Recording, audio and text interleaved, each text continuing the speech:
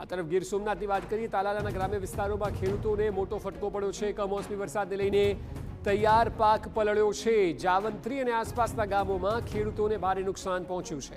લસણનો પાક લેતા ખેડૂતોની કમોસમી વરસાદે મુશ્કેલી વધારી દીધી છે। કેરી હોય, અડદ હોય કે મગ, આ સહિતના તમામ પાકોને નુકસાન જવાની ભીતિ સેવાઈ રહી છે। પવન જોરદાર પવન હતો, ઢાકેલું પણ ઉડી ગયું અને વરસાદ પછી ચાલુ થઈ ગયો, બધું પલાળી દીધું ને નુકસાની કરી દીધી। हाल क्या क्या पाक ने नुकसान?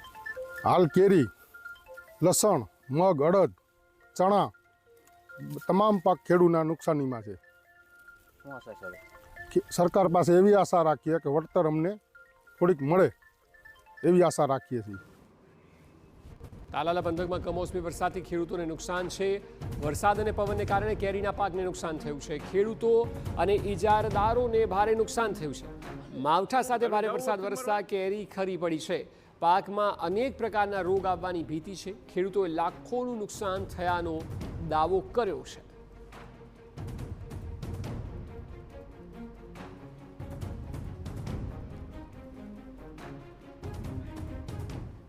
ખાસ કરીને આંબાવાડિયામાં જે કંઈ કેરી થોડી ઘણી બચી હતી, આ કમોસમી વરસાદ છતાંય વાતાવરણ સામે ટક્કર ઝીલીને થોડી બચી હતી, એ પણ આજના વરસાદથી અમને એવું લાગે છે કે કારા ડાઘ પડી અને સંપૂર્ણપણે નાબૂદ થઈ જશે। આજે સવારમાં માવઠું સાથે પવન માવઠું આવતા મારી કેરી નીચે ખરી ગઈ છે। તો સરકારશ્રીને અમે વિનંતી કરીએ છીએ તો ઇજાદદાર સામું ખાસ કરીને જોવે। અમે ખેડૂતને પૈસા આપી દીધા છે, ખેડૂત છૂટા થઈ ગયા, અમે બંધાઈ ગયા।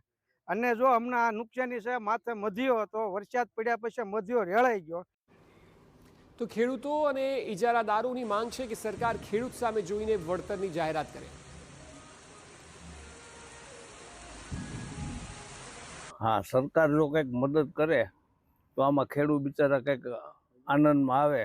બાકી અત્યારે આમ માથે હાથ દઈ અને રોવાનો વારો આવ્યો।